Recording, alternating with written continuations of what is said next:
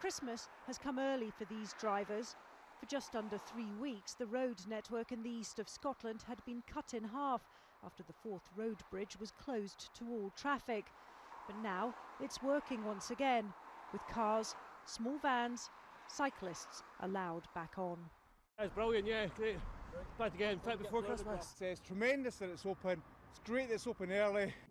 Engineers dangling high above the Forth have been working hard to repair the cracked steelwork that forced the bridge to close. Its shutdown led to traffic jams, long detours and packed trains for those who chose to leave the car at home.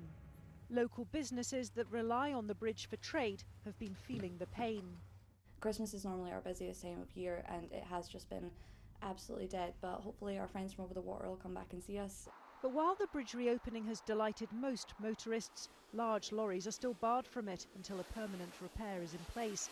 The impact on the haulage industry could run to £40 million. For us, it's adding on a 60-mile round trip, which is approximately 2 hours. Leanna Stephen runs a fleet of HGVs. The closure is costing her company dear. I think it's extremely worrying. From our point of view, we operate 15 lorries and on average most of them will be crossing the bridge each day, so the cost for us is running into thousands of pounds a week. The effect of that could be catastrophic on us and other hauliers. Yes, we're worried. So for some, the transport disruption and worries continue, but for others, the partial reopening of this crossing is a much welcomed early gift for those heading on their holidays this Christmas. It's a journey millions of us are making over the holiday season, driving to see family or friends. But hitting roadworks along the way can dampen the festive spirit. The people who control the network say they're doing their bit to keep the traffic moving. We like to try and give something back to the motorists over the Christmas period. There's an awful lot of work goes into planning and removing these roadworks. The predominant schemes that unfortunately that we've had to leave on are for safety reasons, and they're the major projects that you're going to find.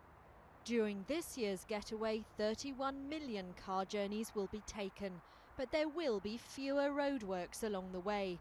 400 miles are being lifted, leaving 196 miles of essential works remaining. It's been absolutely awful this morning. Traffic's been horrendous on the M6, and then we've also got the M25 to look forward to this afternoon. But something nice when you actually get to your destination? Hopefully a nice dinner this evening, yeah. Well, we were aware that it's probably the busiest time of year, the busiest day of the year to travel, but needs must, and we want to be with the family, so we're on our way.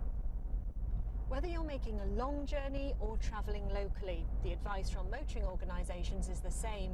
Try to avoid peak times and think of an alternative route. Experts say cheaper fuel prices at the pumps have helped increase the volume of traffic on the roads. Despite the improvements, queues look set to continue in places, with Christmas Eve expected to be the peak time for road users. Sian Lloyd, BBC News, Staffordshire.